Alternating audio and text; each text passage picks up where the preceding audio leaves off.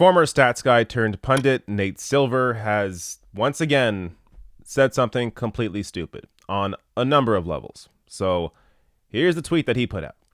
Not sure Bernie, talking about Bernie Sanders, should get credit for having more diverse support than last time, given that he has far less support than last time. A lot of voters have left him.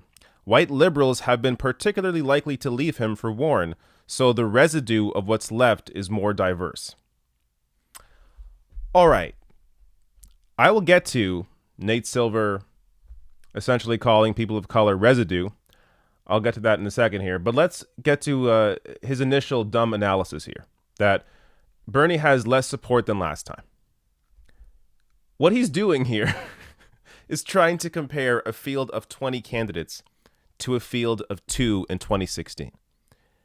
When there is just 2 candidates in the race, like there was with Hillary Clinton and Bernie Sanders, of course, regardless of the candidate, that person is going to have less support this time when that support has now divided up between 20 candidates compared to the first time when you had 2. I mean, this is just math. Numbers guy Nate Silver should understand this. As Matt Bruneck tweeted here, so by this logic, no candidates are doing well with blacks and Hispanics since they are split among more candidates this time than before. That's why you make the big bucks, this kind of incisive number crunching.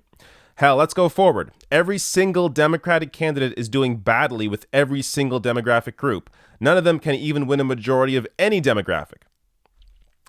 Yeah, exactly. That completely exposes just how vapid this analysis is from Nate Silver. No candidate has a majority of any kind of voter. White, black, Hispanic, young, old, doesn't matter. Because there are 20 candidates in the race. So there's obviously going to be a division here. What's really going to matter is when the voting actually starts, when we see these caucuses and these primaries and how they play out. At that point, we can begin to assess, okay, who has the actual support based in the votes that they are getting and who doesn't. But right now, you're looking at polls that really don't mean anything until people actually vote. And even with that said, as I've talked about before, Bernie has the most diverse support base. That matters. So when you're talking about somebody that can actually appeal to all kinds of people in an election, a general election, you need somebody that can have a diverse support base. Bernie Sanders, on top of that, also has the most individual donors by far. He just hit 1 million individual donors, way more than any other candidate in the race. He broke his own 2016 record by reaching that number earlier than he did in 2016. And in 2016, when he reached that number in January, before the voting started, he beat Barack Obama's 2008 record. So here you have a candidate beating records in the amount of individual support that they have. Yet, according to Nate Silver, that's just residue. Now, going off that point here, so as Nate Silver said, so the residue of what's left is more diverse. So essentially here, Nate Silver is calling Bernie Sanders, his diverse support base, residue. There's an obvious racial connotation there. Now, look, I don't think it's intentional, but that doesn't really matter. It's the effect that that wording has, that language has. And he hasn't addressed it after saying that. He hasn't apologized, hasn't recognized how that comes off, hasn't said anything about it, and instead he has doubled down. But I'll get to that in a minute. First, I want to show you some reactions here from Nate Silver calling people of color residue. Activist Sean King tweets out, "Who is the residue in this tweet?" Sanders policy advisor Winnie Wong tweets out, "Are you really referring to our diverse base of African-American millennial women and Latino supporters as residue? What would your mother think of this kind of behavior, Nate? Goodness." News and politics editor for Essence Magazine tweets out, "Residue? This is disgusting." And Sikh lawyer and activist Joe Carr tweets out, "Nate Silver reminding us that at the end of the day, the only vote that matters in the Dem primaries is that of the white liberal." Disgusting. So this is justifiable anger at Nate Silver's ignorance here. I mean, on top of the obvious racial connotation here, what I find hilarious about this tweet is that in 2016, the mainstream press smeared Bernie Sanders for having a base that was too white. Yet now, in 2019, when he has the most diverse base among the top tier candidates, they're being smeared as residue. I mean, this just shows you that there is an intentional push here to paint Bernie Sanders in a negative light, regardless of what his support is, regardless of the fact that he is at the top of the polls in a number of the first voting states, be it Nevada, California. You look at the recent polls, Bernie's on top. Yet here you have Nate Silver. All of this is just residue. Oh, he's winning in Nevada, winning in California, winning in New Hampshire, all just completely residue. He just had earned or he just received over 1 million individual donations, or has over 1 million individual donors, 2.5 million donations, way more than any other candidate in the race. All just residue. His diverse support base, residue. I mean, it doesn't matter what stats you throw out at numbers guy Nate Silver, he's going to find a way to make it sound like it's negative and actually is not a positive for Bernie Sanders. So as I said earlier, Nate Silver doubled down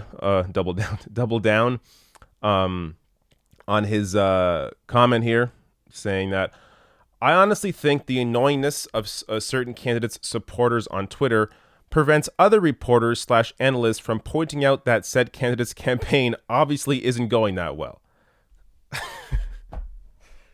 This is just amazing. Yeah. Bernie Sanders, I mean, the one thing you can say about Bernie Sanders is the media does not go after him enough. Oh, yeah. They treat Bernie Sanders like with kid gloves. They treat his support base just so fantastically that actually reporters and analysts are being influenced by the post, the reaction that they're getting when they post negative things about Bernie Sanders. Have you watched anything? Have you seen, whether it's MSNBC, CNN, ABC News, whatever the hell it is, Bernie Sanders is always covered in a negative light, if he's covered at all. I mean, one of the main issues here is that he's often ignored in these conversations, and I'm going to have another video that showcases just how far they will go to ignore this candidate who is clearly in the top 3 in every single poll, and either first or second in most polls. Now, let me, I guess, show you here exactly why Nate Silver is acting this way, or at least the analysis here of why Nate Silver is doing what he is doing, is saying what he is saying. So this tweet from Carl Bayer says, Silver's troll posts always generate tons of outrage from people who notice he's biased. But I hope people get this isn't an accident. His data analysis has become redundant, so the shift to epic troll is a career move. It's about audience building and pandering to his colleagues. 100%. This is the bubble that Nate Silver is a part of. The club, the clique that Nate Silver's in. These elite Washington pundits, these insiders, this is what they do. They have a certain worldview. They see that Sanders is actually challenging the status quo, which in turn challenges their power, their wealth. And because of that, they have a certain narrative out there, or a certain narrative they are pushing out there that downplays any positive qualities about Bernie's campaign, his movement, his support, as a way to try and, well, for one, as a way to be part of their clique, because they're all doing this, but also as a way to try and create a narrative that isn't actually true. I mean, we saw that in 2016, and we're seeing it, I think, even more so now.